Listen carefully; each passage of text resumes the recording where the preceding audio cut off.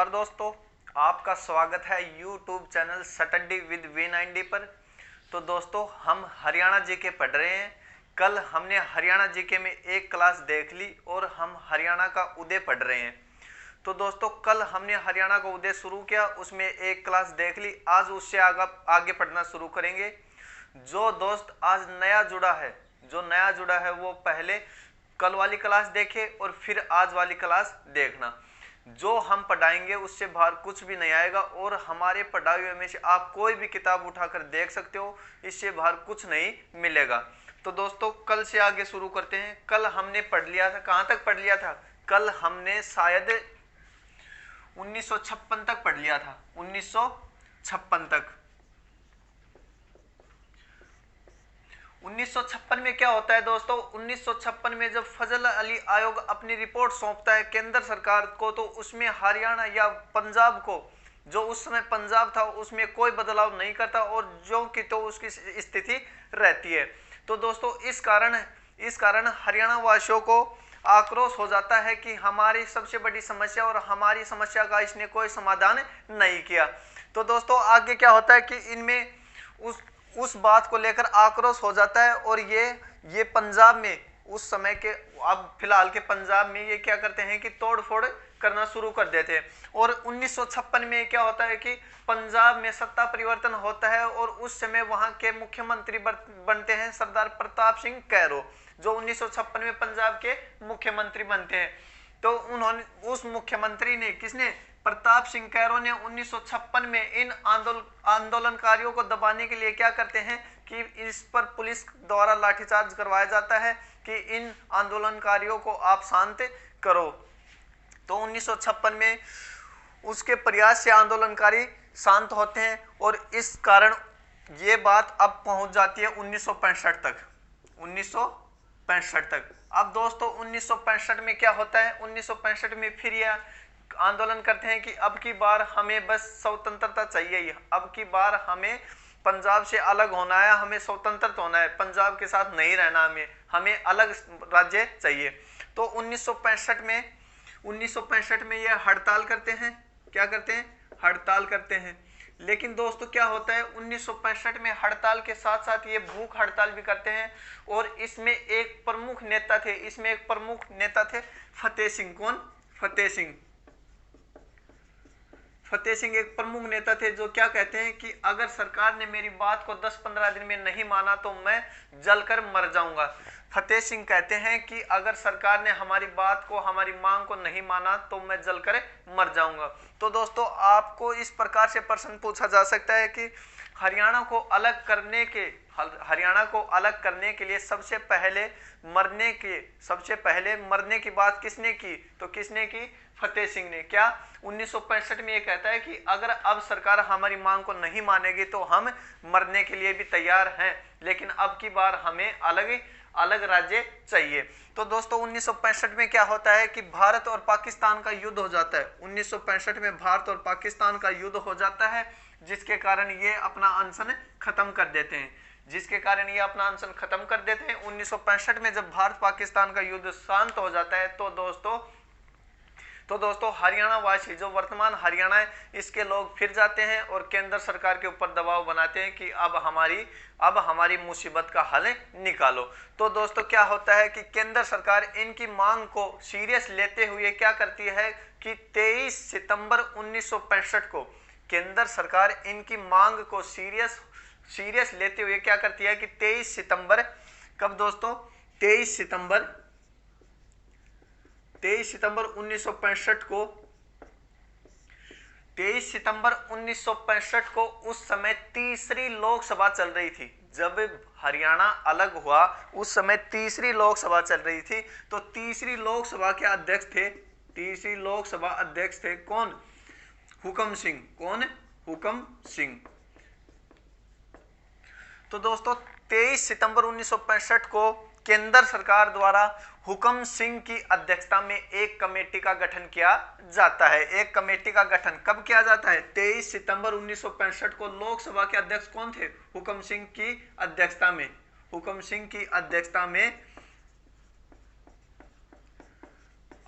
में कमेटी का क्या किया जाता है? कमेटी का गठन किया जाता है। तो दोस्तों अब क्या होता है, 23 सितंबर 1965 को हुकम सिंह कमेटी बन गई। केंद्र सरकार ने इसको ये हिदायत दी कि आपकी अध्यक्षता में एक कमेटी बनाई जाती है। अब ये कमेटी हरियाणा और पंजाब वाले क्षेत्र में जाएगी, जो उस समय पंजाब था उस क्षेत्र में जाएगी और लोगों की समस्या को देखेगी कि इसमें क्या समस्या है।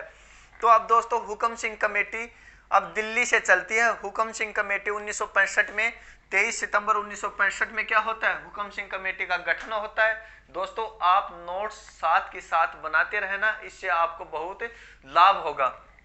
23 सितंबर को क्या होता है, हुकम सिंह कमेटी का गठन होता है। फिर हुकम सिंह कमेटी वहां से चलती है और ये आती है हरियाणा के अंबाला, जो वर्तमान हरियाणा है, इसके अंबाला,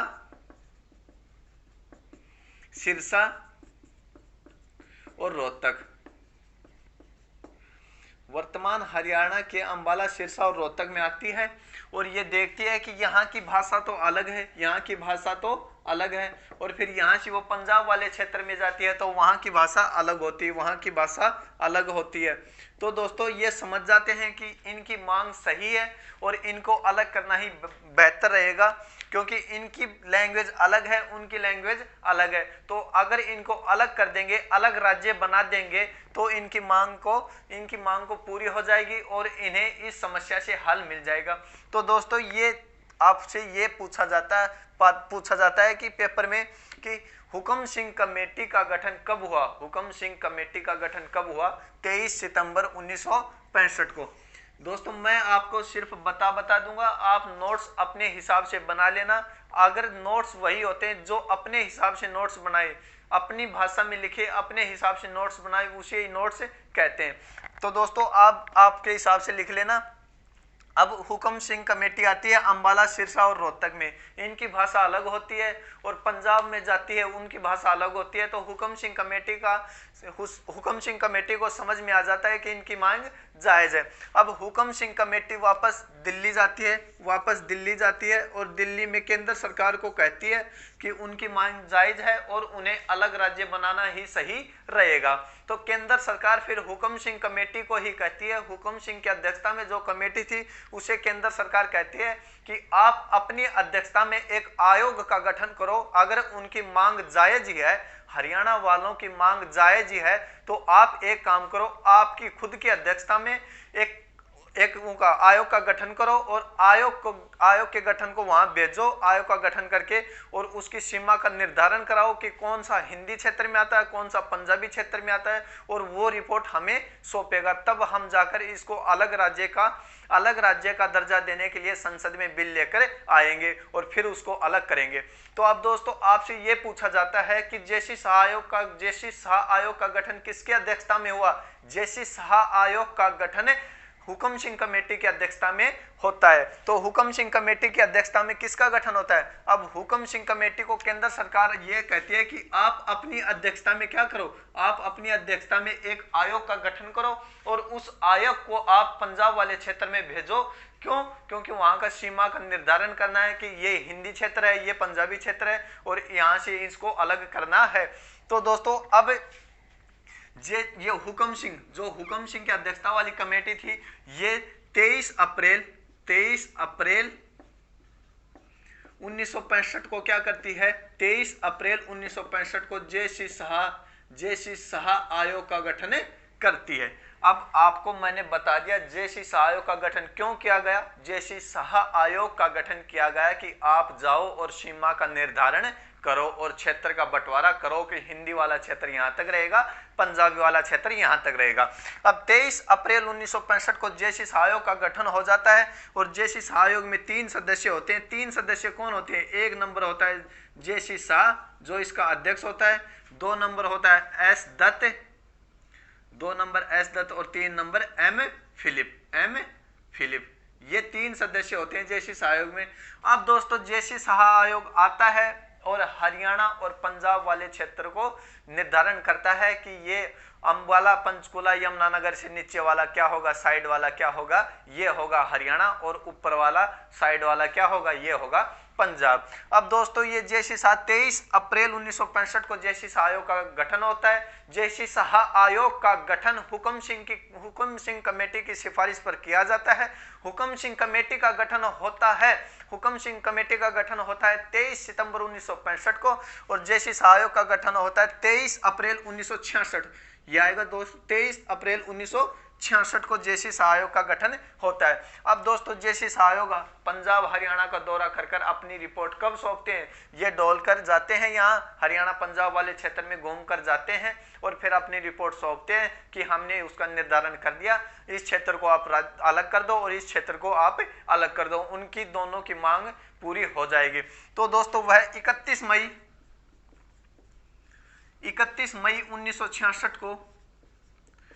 1966 को जय शाह आयोग अपनी रिपोर्ट सौंपता है।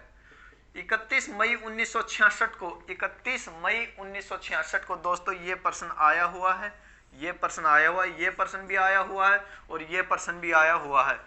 आपको जितने भी यहाँ कंसेप्ट करवाया जाएगा उसमें आपके हर कंसेप्ट ने कोई ना कोई प्रश्न जरूर पूछा हुआ है। तो दोस्तों आप ध्यान से पढ़ना। 31 मई 1966 को जय शाह आयोग अपनी रिपोर्ट किसे सौंपता है? जय शाह आयोग अपनी रिपोर्ट हुक्म सिंह कमेटी को सौंपता है। हुक्म सिंह कमेटी फिर ये रिपोर्ट किसको देती है? हुक्म सिंह कमेटी ये रिपोर्ट केंद्र सरकार को देती है। अब केंद्र सरकार में दोस्तों केंद्र सरकार ने इसके ऊपर अध्ययन किया कि ये क्षेत्र सही है नहीं है। केंद्र सरकार में इसमें कोई बहुत ज्यादा बदलाव नहीं किया और केंद्र सरकार ने क्या किया कि 18 सितंबर 1966 को पंजाब राज्य पुनर्गठन आयोग पंजाब राज्य पुनर्गठन को लोकसभा में क्या कर दिया? लोकसभा में पेश कर दिया। अब आपसे ये पूछ ले कि दोस्तों पंजाब राज्य पुनर्गठन को केंद्र सरकार ने लोकसभा में कब पेश किया? तो हमारा उत्तर होगा 18 सितंबर 1966 को केंद्र सरकार ने पंजाब राज्य पुनर्गठन को लोकसभा में पेश किया। अब दोस्तों जो ये 3 सदस्य होते हैं जय शाह आयोग में, 3 सदस्य होते हैं, एक होता है जय शाह और एक होता है एस दत्त और एक होता है एम फिलिप। अब दोस्तों क्या करते हैं कि जो वर्तमान में चंडीगढ़ है उसको केंद्र शासित प्रदेश क्यों बनाया जाता है? दोस्तों ये जो होते हैं जय शाह जो अध्यक्ष होते हैं और एम फिलिप होते हैं, ये चंडीगढ़ जो वर्तमान में केंद्र शासित प्रदेश है चंडीगढ़ को क्या कहते हैं कि ये हरियाणा में मिला दिया जाए। दोस्तों चंडीगढ़ को जय शाह और एम फिलिप का बयान था कि चंडीगढ़ को हम हरियाणा में मिला दें तो कोई दिक्कत नहीं होगी, इसमें भी हिंदी बोलने वाले ज्यादा रहते हैं, पढ़े लिखे हैं, तो इसको भी क्या कर दें हम हरियाणा में मिला दें तो सही रहेगा। लेकिन दोस्तों इसमें किसने अड़ंगा अटकाया? इसमें एस दत्त होता है, जो एस दत्त एक सदस्य होता है जय शाह आयोग का, ये इस बात से सहमत नहीं हुआ कि इसे भी हरियाणा में मिला दें। तो दोस्तों क्या होता है कि ये जो एस दत्त है ना, एस दत्त के कारण आज चंडीगढ़ हरियाणा से अलग है। अगर ये दोनों खुश थे उसी तरह ये भी खुश होता तो आज चंडीगढ़ भी हरियाणा का हिस्सा होता और उसे केंद्र शासित प्रदेश बनाने की आवश्यकता नहीं पड़ती। लेकिन दोस्तों एस दत्त के कारण उसे क्या करना पड़ा? इन दोनों की मांग थी हरियाणा में जाए, इसकी मांग थी कि ये पंजाब में जाए। तो दोस्तों इसी फूट के कारण उसे क्या कहा गया? उसे केंद्र शासित प्रदेश बना दिया गया। कब? 1 नवंबर 1966 को ही चंडीगढ़ केंद्र शासित प्रदेश बन गया। इनकी मांग पर इसने मना किया, एस दत्त ने मना किया, एम फिलिप और जय शाह ने क्या कहा कि इसे हरियाणा में मिला दो। एस दत्त ने कहा नहीं, इसे पंजाब में मिला दो। तो केंद्र सरकार दोनों की मांग को न मानती उसे क्या बना दिया? उसे केंद्र शासित प्रदेश बना देती है। तो इसी कारण दोस्तों एस दत्त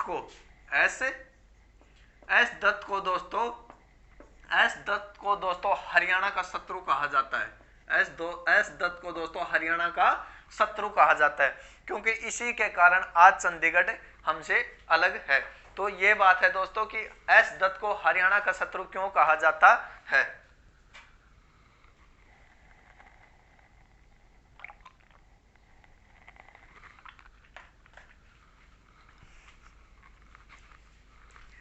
अब दोस्तों केंद्र सरकार 18 सितंबर 1966 को पंजाब राज्य पुनर्गठन का लोकसभा में पेश करती है और लोकसभा में वो पास हो जाता है। तो दोस्तों आगे क्या होता है कि लोकसभा में पास होने के बाद लोकसभा में ये बिल पास होने के बाद राज्यसभा में जाता है। राज्यसभा में जाने के बाद ये राष्ट्रपति इसे स्वीकृति के लिए जाता है और जब राष्ट्रपति की स्वीकृति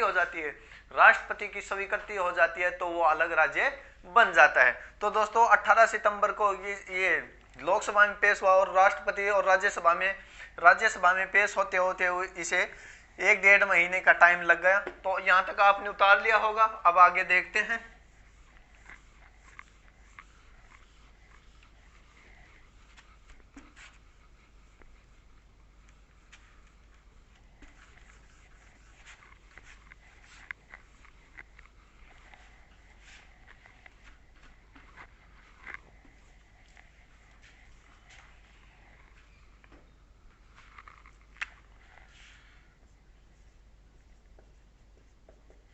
सितंबर 1966 को पंजाब राज्य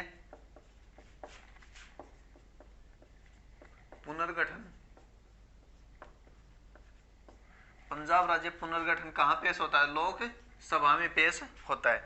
अब दोस्तों इसको लोकसभा और राज्यसभा में पेश कर दिया जाता है, फिर राष्ट्रपति की स्वीकृति मिलती है। तो राष्ट्रपति की स्वीकृति मिलने पर यह क्या होता है कि हरियाणा नया राज्य बन जाता है। अब दोस्तों 1 नवंबर 1966 को हरियाणा भारत का 17वां नया राज्य बनता है। 1 नवंबर 1966 को हरियाणा भारत का 17वां नया राज्य बनता है। कौन सा राज्य बनता है? 17वां नया राज्य बनता है। अब दोस्तों जो पंजाब राज्य पुनर्गठन बिल था वो लोकसभा में पेश किया गया या विधेयक था, वो कौन सा विधेयक था? 18वां संविधान संशोधन था। वो कौन सा? 18वां संविधान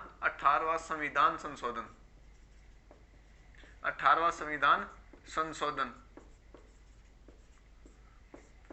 तो दोस्तों ये बात भी हमें पेपर में पूछी हुई है कि हरियाणा कौन से संविधान संशोधन के द्वारा 17वां राज्य बना? तो हमारा उत्तर क्या होगा? 18वां संविधान संशोधन के द्वारा हरियाणा 1 नवंबर 1966 को भारत का 17वां राज्य बना। अब दोस्तों इस प्रकार हरियाणा का गठन होता है। हमने हरियाणा के गठन के बारे में आपको बता दिया। अब 1 नवंबर 1966 को हरियाणा का गठन हो जाता है। आपसे दोस्तों अगर इसमें कोई दिक्कत हो तो आप इसे कमेंट में बता सकते हो और आगे हम बताने का प्रयास करेंगे। कोई दिक्कत होगी उसको भी हम समझाने का प्रयास करेंगे। अब आगे देखो दोस्तों, 1 नवंबर 1966 को हरियाणा भारत का 17वां राज्य बन जाता है। तो दोस्तों 1 नवंबर 1966 को हरियाणा भारत का 17वां राज्य बन जाता है। तो इसका कितना क्षेत्रफल, पंजाब का कितना क्षेत्रफल इसे दिया जाता है? पंजाब का कितना क्षेत्रफल इसे दिया जाता है? तो दोस्तों पंजाब का 44,212 वर्ग किलोमीटर क्षेत्रफल किसे दिया जाता है? हरियाणा को दिया जाता है। जो हरियाणा का वर्तमान क्षेत्रफल है 44,212 वर्ग किलोमीटर, ये भारत के कुल क्षेत्रफल का कितना प्रतिशत है? 1.34% क्षेत्रफल रखता है अपने पास। जो भारत का कुल क्षेत्रफल कितना है? भारत का कुल क्षेत्रफल है 32,87,263 वर्ग किलोमीटर। जो भारत का क्षेत्रफल है उसका 44,212 वर्ग किलोमीटर काटेंगे तो यह आएगा 1.34%, जो कि भारत के कुल क्षेत्रफल का प्रतिशत है दोस्तों। अब 1 नवंबर 1966 को ये बन जाता है। तो जो दोस्तों यहां पर दोस्तों क्या होता है, यहां की वर्तमान जनसंख्या कितनी है? हरियाणा की वर्तमान जनसंख्या है 2,53,51,462। ये जनसंख्या किस आधार पर है? 2011 की जनगणना के आधार पर यहाँ की जनसंख्या ये है 2,53,51,462 यहाँ की जनसंख्या है, जो कि कुल जो कि भारत की कुल जनसंख्या कितनी है 2011 की जनगणना के अनुसार, 2011 की जनगणना के अनुसार भारत की कुल जनसंख्या है 125 करोड़ या 125 करोड़ जनसंख्या है। उसका हरियाणा की जनसंख्या कितना प्रतिशत है, भारत की जनसंख्या की हरियाणा की जनसंख्या कितनी प्रतिशत है, तो हरियाणा की जनसंख्या भारत की जनसंख्या की कितने प्रतिशत है दोस्तों, ये है हमारी जनसंख्या 2.09% है, जो कि भारत के जनसंख्या की प्रतिशत है। अब दोस्तों क्या होता है कि पंजाब का 44,212 वर्ग किलोमीटर क्षेत्रफल, 44,212 वर्ग किलोमीटर क्षेत्रफल किसे दे दिया जाता है, हरियाणा को दे दिया जाता है। जो हरियाणा का क्षेत्रफल कितना है, तो दोस्तों हरियाणा का क्षेत्रफल वर्तमान में भी ये कितना है 44,212 वर्ग किलोमीटर। अब दोस्तों भारत का क्षेत्रफल कितना है, भारत का क्षेत्रफल कितना है, अब साथ के साथ ये जो डाटा है ये साथ के साथ पढ़ेंगे हम, हरियाणा का भी और भारत का भी। तो दोस्तों हरियाणा का क्षेत्रफल आपको पता है 44,212 वर्ग किलोमीटर और भारत का क्षेत्रफल है 32,87,263 वर्ग किलोमीटर। जो दोस्तों हमारा क्षेत्रफल है हरियाणा का 42,212 और ये 32,87,263, इसका कितना प्रतिशत है, इसका कितना प्रतिशत है, तो इसका दोस्तों ये है 1.34%। हरियाणा का क्षेत्रफल भारत के कुल क्षेत्रफल का 1.34% है। अब दोस्तों ये हो गया हमारा हरियाणा का क्षेत्रफल और भारत का क्षेत्रफल। अब हमसे प्रश्न में पूछा जाता है कि 2011 की जनगणना के अनुसार, 2011 की जनगणना, अगर अब याद रखना ये प्रश्न दो हैं, दो टाइप के प्रश्न हैं, आपको फिर बता रहा हूं, यहां देखना कि 2011 की जनगणना के अनुसार, 2011 की जनगणना के अनुसार, 2011 की जनगणना के अनुसार,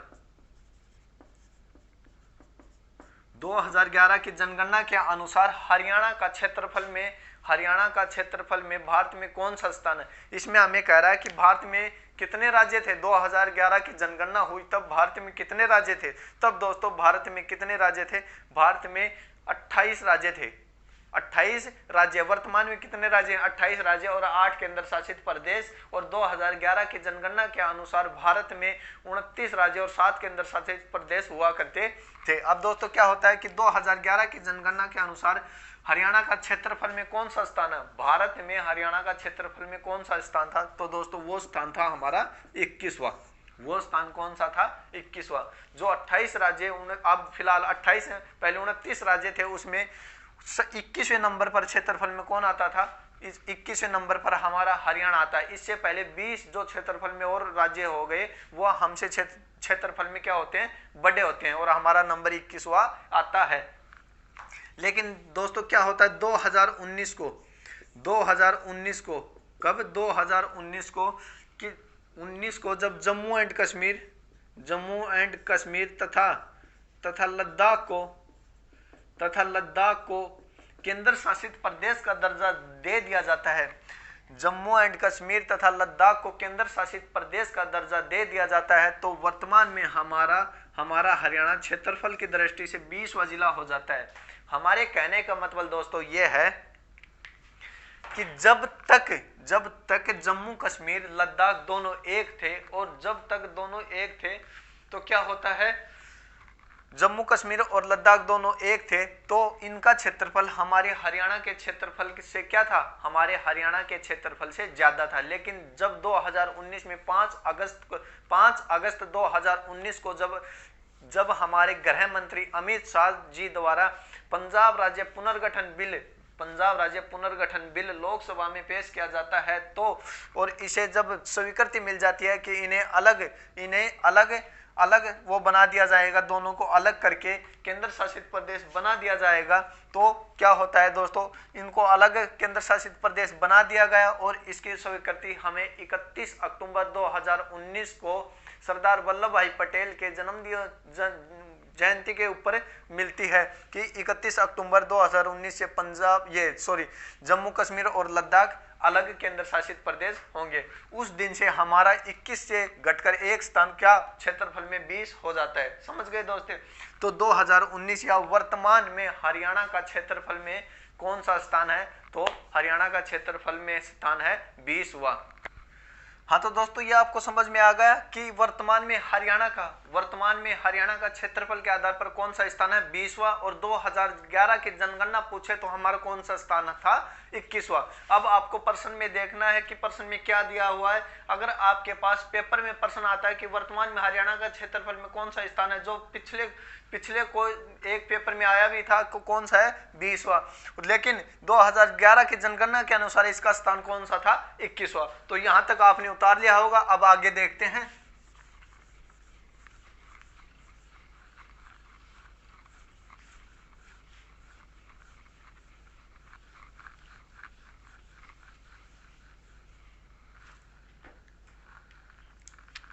अब दोस्तों वर्तमान में हरियाणा की जनसंख्या कितनी है? 2011 की जनगणना के अनुसार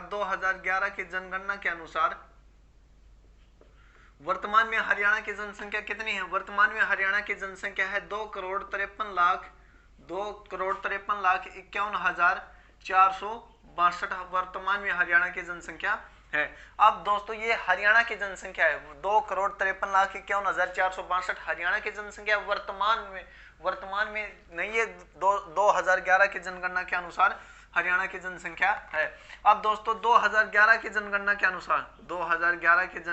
अनुसार देश की कुल जनसंख्या कितनी थी? देश की कुल जनसंख्या थी 125 करोड़ 121 करोड़ थी। 121 करोड़ का 2,53,51,000 निकालेंगे तो कितना प्रतिशत आएगा? दोस्तों ये आएगा 2.09%। यह आएगा 2.09%। अब हमारे बताने का मतलब यह है कि जब 2011 की जनगणना हुई थी, जनगणना कितने साल में होती है? जनगणना 10 साल में होती है। अब जनगणना का आंकड़ा अब कुछ ही दिन में आपको देखने को मिलेगा, नया आंकड़ा बदल जाएगा। लेकिन 2011 की जनगणना के अनुसार हरियाणा की जनसंख्या 2,53,51,462 थी। और 2011 की जनगणना के अनुसार देश की जनसंख्या कितनी थी? 121 करोड़। तो दोस्तों जब हरियाणा की जनसंख्या का इसमें प्रतिशत निकाला जाएगा, देश की जनसंख्या में से हरियाणा की जनसंख्या का प्रतिशत निकाला जाएगा, तो हमारा आएगा 2.09%। हमसे ये भी पेपर में पूछा हुआ है कि 2011 की जनगणना के अनुसार हरियाणा की जनसंख्या कितने प्रतिशत थी, देश की जनसंख्या का कितने प्रतिशत थी? तो दोस्तों इसका उत्तर आएगा 2.09%। अब दोस्तों ये हो गई हरियाणा की और भारत की जनसंख्या, और ये प्रतिशत भी हो गया कि 2.09% हरियाणा की जनसंख्या थी। लेकिन दोस्तों इसमें हमें ये पूछा जाता है कि जनसंख्या के आधार पर हरियाणा का भारत में कौन सा स्थान है?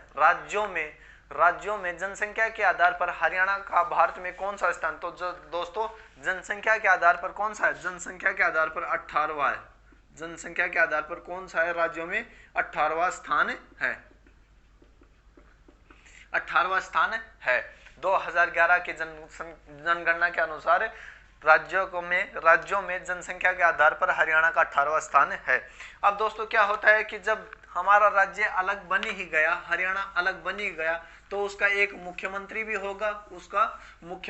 होगा, उसमें विधानसभा भी होगी, उसका राज्यपाल भी होगा। तो दोस्तों जब हरियाणा का गठन होता है तो हरियाणा का प्रथम मुख्यमंत्री कौन बनता है? हरियाणा का प्रथम मुख्यमंत्री हरियाणा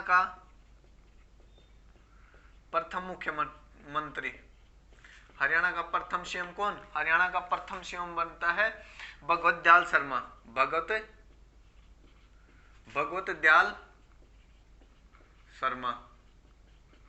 और हरियाणा का प्रथम गवर्नर या राज्यपाल, हरियाणा का प्रथम गवर्नर कौन बनता है? हरियाणा का प्रथम राज्यपाल कौन? हरियाणा का प्रथम राज्यपाल बनता है धर्मवीर। कौन बनता है? धर्मवीर। दोस्तों हरियाणा विधानसभा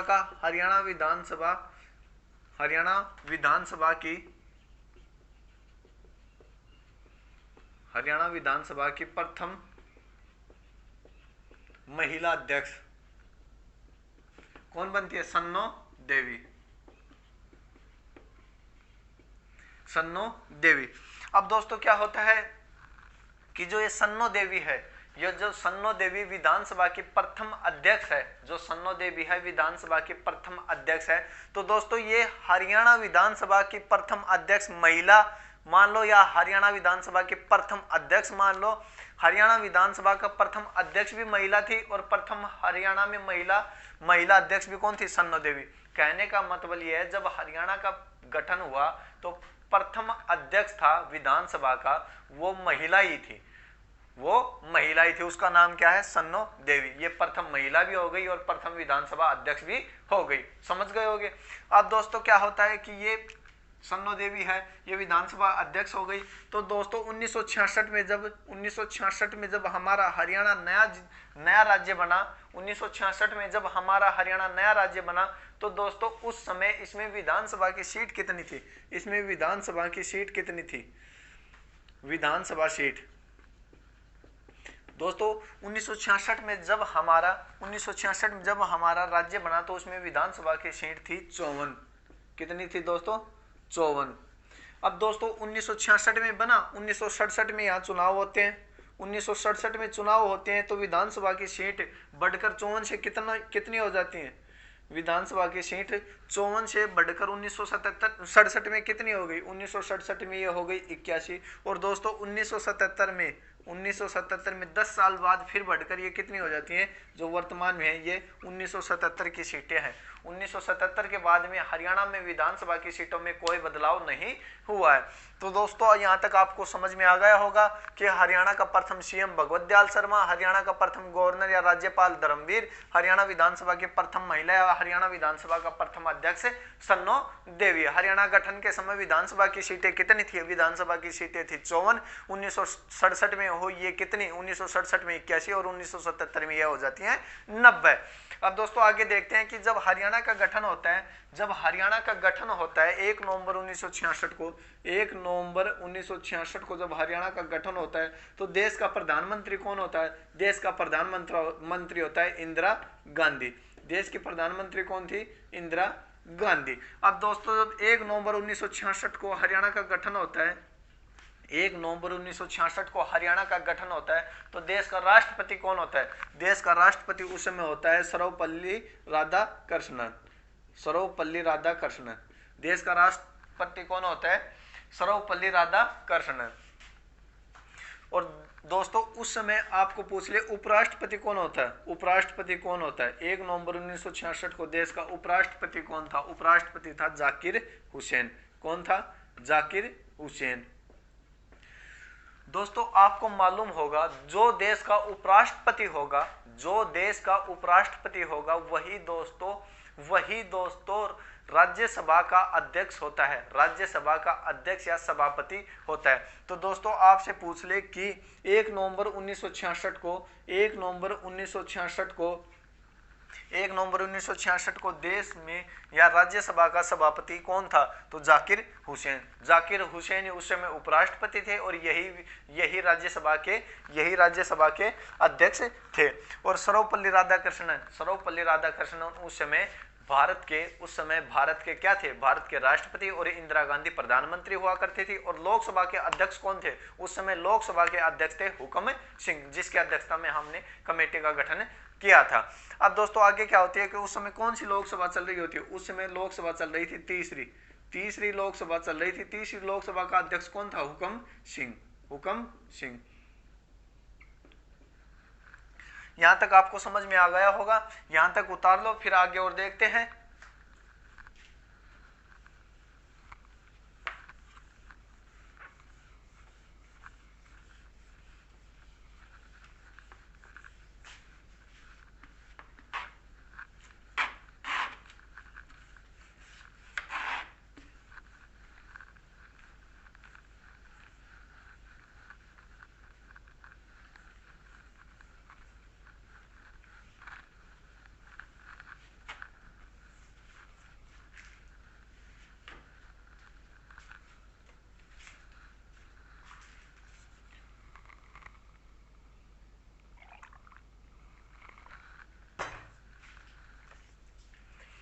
दोस्तों अलग अलग राज्य बन गया तो इसकी राज्य की भाषा भी अलग होगी, इसकी राज्य के पशु पक्षी खेल ये भी तो अलग होंगे। तो दोस्तों अब हम उसके बारे में चर्चा करते हैं क्या कि हरियाणा का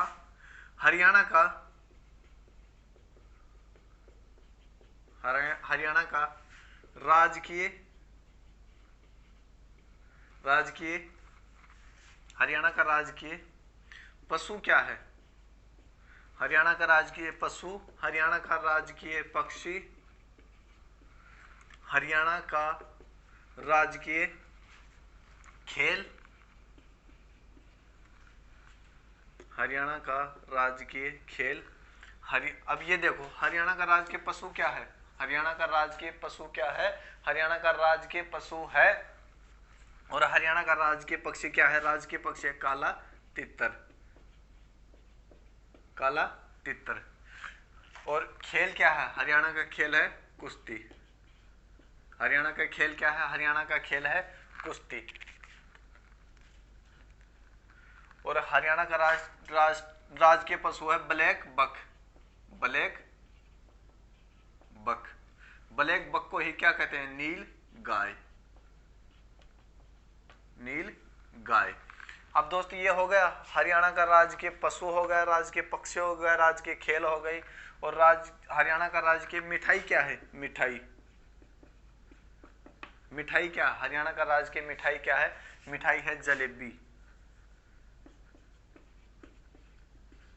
जलेबी। और दोस्तों और कोई किताब में आप दिए होंगे वहां पढ़ लेना। तो मेन जो होते हैं, जो ये भी पूछा गया है पेपर में, ये भी पूछा गया है, ये भी पूछा गया है, तो ये हमने आपको बता दिया। अब दोस्तों आगे देखते हैं, आगे क्या होता है कि जब हरियाणा का गठन हुआ तो उस समय हरियाणा में कितने जिले बने थे? जब हरियाणा का गठन हुआ उस समय हरियाणा में कितने जिले बने थे? जब दोस्तों हरियाणा का गठन होता है तो उस समय हरियाणा में 7 जिले बनते हैं। दोस्तों अब वह 7 जिले हमसे बार बार पेपर में पूछे जाते हैं कि वो 7 जिले कौन थे। 4 ऑप्शन में दे देता है, एक में वो जिला जो बना उस समय वो दे देता है, एक में जो नहीं, 3 में जो नहीं बने वो दे देता है, या 3 में जो बने वो दे देता है, एक जो नहीं बना वो दे देता है। तो इन 7 जिलों को दोस्तों आप अच्छी तरीके से याद करना। इनकी एक छोटी सी ट्रिक है,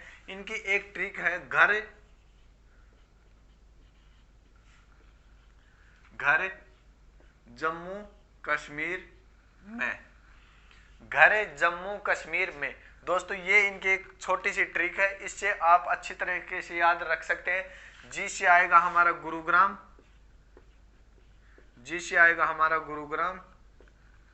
एच से आएगा हमारा हिसार, ए से आएगा हमारा अम्बाला,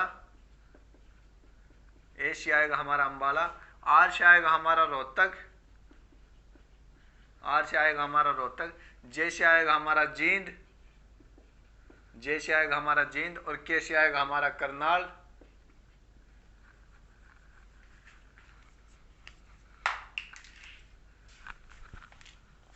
के से दोस्तों आएगा हमारा करनाल, और एम से आएगा हमारा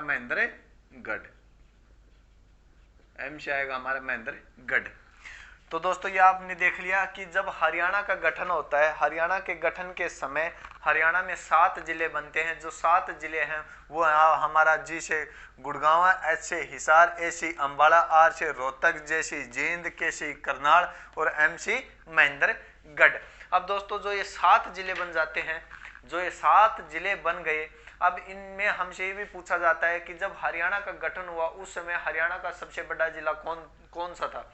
तो दोस्तों जब हरियाणा का गठन होता है उस समय हरियाणा का सबसे बड़ा जिला होता है हिसार। और सबसे छोटा जिला होता है जींद। तो यहां तक आपको समझ में आ गया। अब ये भी पूछ ले आपसे पेपर में, ये पूछ ले कि जब हरियाणा का गठन हुआ उस समय हरियाणा का सबसे बड़ा जिला हिसार था। हिसार का उस समय क्षेत्रफल क्या था? हिसार का क्षेत्रफल क्या था? तो दोस्तों वर्तमान में हरियाणा का क्षेत्रफल है, वर्तमान में हरियाणा में हिसार का क्षेत्रफल कितना है? वर्तमान की बात करें तो वर्तमान में इसका क्षेत्रफल है 3983 वर्ग किलोमीटर। यही तो दोस्तों दोस्तों इसका वर्तमान में क्षेत्रफल क्या है हिसार का 3983 वर्ग किलोमीटर। अब दोस्तों ये तो वर्तमान का है, अगर हमसे हरियाणा गठन के समय इसका पूछ ले तो हम क्या बताएंगे। तो दोस्तों आपको क्या करना है, इस 3 को छोड़ दो, आखिरी वाले 3 को छोड़ दो और आप 398 को उठाओ। आखिरी वाले 3 को छोड़ दो आप, 3983 में से 3 को छोड़ दो, इस 3 को आखिरी वाले को, और 398 को उठाओ, इसके एक आगे लगा दो, एक पीछे लगा दो। एक आगे लगा दिया, एक पीछे, एक संख्या आगे एक और एक पीछे, तो इसका क्षेत्रफल कितना होगा 13,981 वर्ग किलोमीटर स्क्वायर। ये इसका जब हरियाणा का गठन हुआ तब इसका क्षेत्रफल था कितना 13,981 वर्ग किलोमीटर। तो दोस्तों और जींद का कितना, जींद का आज कितना है, जींद का आज है 2702, उस समय भी इसका क्षेत्रफल कितना था, उस समय भी इसका क्षेत्रफल कितना था 2702। तो दोस्तों जो ये जींद है, जींद वर्तमान में जींद, और उस समय इसका क्षेत्रफल 2702। तो जब गठन हुआ तो जींद क्या था, जींद हरियाणा का सबसे छोटा जिला था। इसी कारण आपको मालूम है घर में कोई भी छोटा बच्चा हो या छोटा बच्चा होता है, उसे सब क्या करते हैं, सब उसे प्रेम करते हैं, उसे सब प्रेम करते हैं, उसे सब अपने दिल के पास दिल से लगा कर रखते हैं, सब उसे अपने दिल से लगा कर रखते हैं, उसे सब प्रेम करते हैं। तो दोस्तों क्या होता है कि जींद हरियाणा का सबसे छोटा जिला था। इसी कारण क्या कहा जाता है, हरियाणा के जींद को हरियाणा का हृदय कहते हैं, जींद को हरियाणा का हृदय कहते हैं। इसी कारण जींद को हरियाणा का हृदय कहते हैं। दोस्तों ये कारण नहीं है कि ये छोटा था तभी इसे हृदय कहते हैं, नहीं दोस्तों, ये जो जींद है, जींद हरियाणा का जींद जो जिला है, हरियाणा का जींद जिला सबसे ज्यादा जिलों को टच करने वाला जिला है, और हरियाणा के सबसे बीच में स्थित होने के कारण इसे हरियाणा का हृदय कहा जाता है। लेकिन ये तो बस ऐसे ही आपको याद रखने के लिए बता दिया गया है कि छोटा था इसलिए इसे हरियाणा का हृदय कहते हैं, लेकिन इसका मेन कारण यह है कि हरियाणा के सबसे मध्य में स्थित होने के कारण और सबसे ज्यादा जिलों की सीमा टच करने के कारण इसे हरियाणा का हृदय कहा जाता है। तो दोस्तों हमने आपको बता दिया हरियाणा गठन के समय कितने जिले थे, हरियाणा गठन के समय 7 जिले थे, एक गुरुग्राम, हिसार, अंबाला, रोहतक, जींद, करनाल, महेंद्रगढ़, आपके 7 जिले हो गए। अब देख लो, सबसे बड़ा हिसार था, सबसे छोटा जींद हुआ करता था। अब दोस्तों आगे देखते हैं, वर्तमान में हरियाणा के 22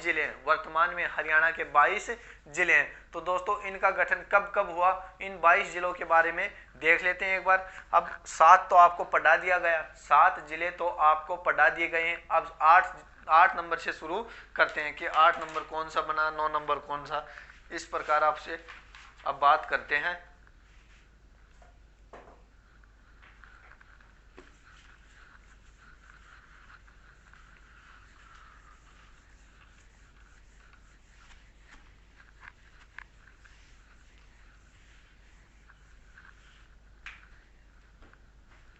तो दोस्तों 1966 में हरियाणा में कितने जिले थे, हरियाणा में 7 जिले थे। अब 1966 के बाद 22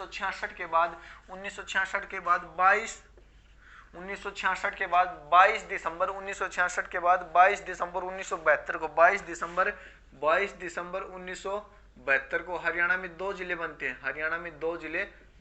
2 जिले कौन कौन से, एक तो हमारा बनता है भिवानी, एक तो हमारा जिला भिवानी बनता है, और दूसरा हमारा कौन सा जिला, दूसरा हमारा बनता है सोनीपत। भिवानी और सोनीपत 2 नए जिले बनते हैं। अब दोस्तों ये 8 ये 9, ये आप ऐसे भी कर सकते हैं, दोनों आपको कभी नहीं देगा ऑप्शन में, पूछ लिया 8वां जिला कौन सा है, तो या तो भिवानी देगा या सोनीपत देगा, क्योंकि दोनों का गठन एक ही दिन हुआ था, तो दोनों में से कोई एक देगा, या तो भिवानी देगा या सोनीपत। वैसे नंबर डाल रहे हैं, ये 8वां हो गया, 9वां हो गया। अब 23 जनवरी 1973 को हरियाणा में 10वां जिला बनता है, जिसका नाम है कुरुक्षेत्र। यह हरियाणा में 10वां जिला बनता है। अब 10वां जिला बनने के बाद 1975 1975 में हरियाणा में एक और जिला बनता है। 1975 में हरियाणा में एक और जिला बनता है जिसका नाम होता है सिरसा, जिसका नाम होता है सिरसा। 1975 में हरियाणा का सिरसा जिला बनता है। अब दोस्तों 1975 में बनने के बाद 4 साल बाद में 1979 में हरियाणा का एक और जिला बनता है जिसका नाम होता है फरीदाबाद, जिसका नाम होता है फरीदाबाद। दोस्तों जो ये सिरसा जिला है हमारा, जो सिरसा जिला है ये हरियाणा के सबसे पश्चिम में, हरियाणा के सबसे पश्चिम में पड़ता है। हरियाणा के सबसे पश्चिम में पड़ने वाला जिला कौन सा? हरियाणा के सबसे पश्चिम में पड़ने वाला जिला होता है सिरसा। कौन सा? सिरसा माना गया है।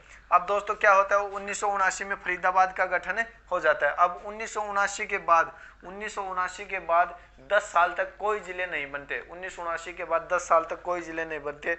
और 1989 में फिर 1989 कौन सी? 1 नवंबर 1989। 1 नवंबर 1989 को हरियाणा में 4 जिले बनते हैं। हरियाणा में 4 जिले बनते हैं। एक बनता है हमारा यमुनानगर, एक बनता है रेवाड़ी, एक बनता है कैथल और एक बनता है पानीपत। अब दोस्तों 4 जिले बन गए, यमुनानगर, रेवाड़ी, कैथल, पानीपत। ये हमारा कितना? 10। सिरसा बना हमारा 11, फरीदाबाद बना हमारा 12, ये बना 13, ये 14, ये 15 और ये 16। अब कितने जिले हो गए दोस्तों? ये 16 जिले हो गए। अब दोस्तों बार बार प्रश्न में पूछा जाता है कि हरियाणा का एकमात्र ऐसा जिला जिसका गठन 2 बार हुआ है। हरियाणा का एकमात्र ऐसा जिला जिसका गठन 2 बार हुआ है, तो दोस्तों वो जिला है हमारा पानीपत। दोस्तों 1989 में पानीपत का गठन कर दिया जाता है, लेकिन क्या होता है कि 1990 में इसे जिले की श्रेणी से हटाकर फिर इसे करनाल में मिला दिया जाता है।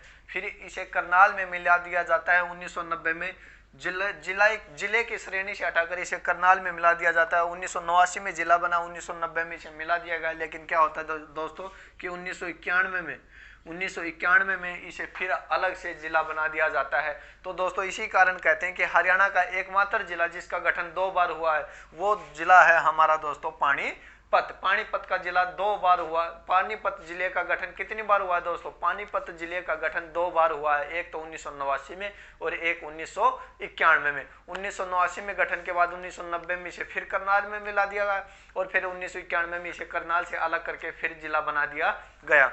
अब दोस्तों कितने जिले हो गए? हमारे 16 जिले हो गए। दोस्तों एक पेपर में यह प्रश्न पूछा गया है कि 1 नवंबर को हरियाणा के कितने जिलों का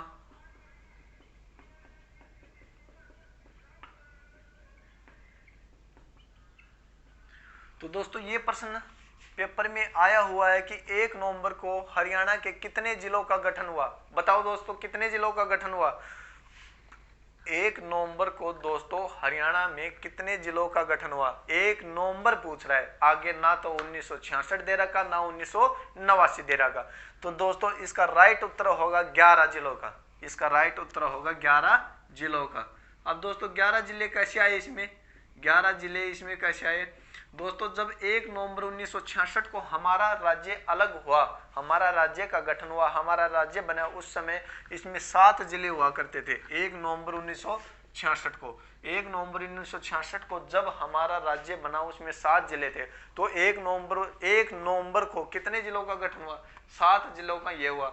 और 1 नवंबर को ही कितने? 4 जिले ये हो गए। तो टोटल दोस्तों कितने जिले हो गए? तो टोटल दोस्तों हमारे 1 नवंबर को 11 जिलों का गठन हुआ है। तो दोस्तों हमने 16 जिलों तक पढ़ लिया। अब आगे देखते हैं, 1989 तक पढ़ लिया हमने।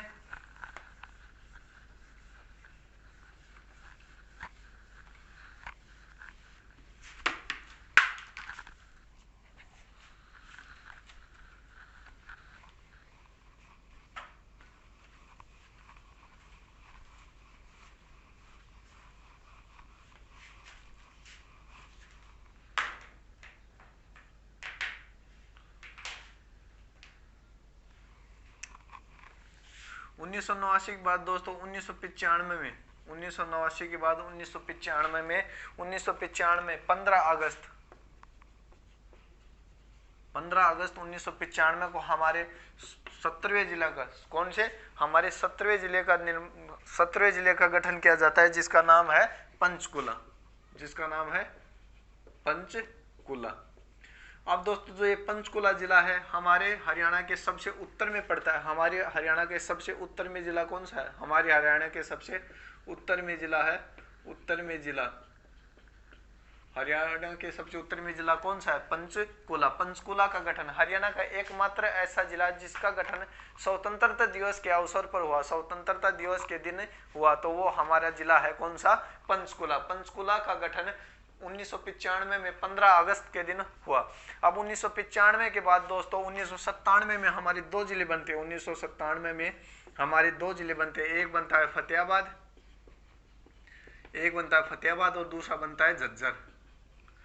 1995 के बाद 1997 में हमारे दो जिले बनते हैं, एक बनता है फतेहाबाद और एक बनता है झज्जर। ये हमारा 17वां जिला बनता है पंचकुला, ये 18वां और ये 19वां हो गया। अब 1997 के बाद दोस्तों क्या होता है? 1997 के बाद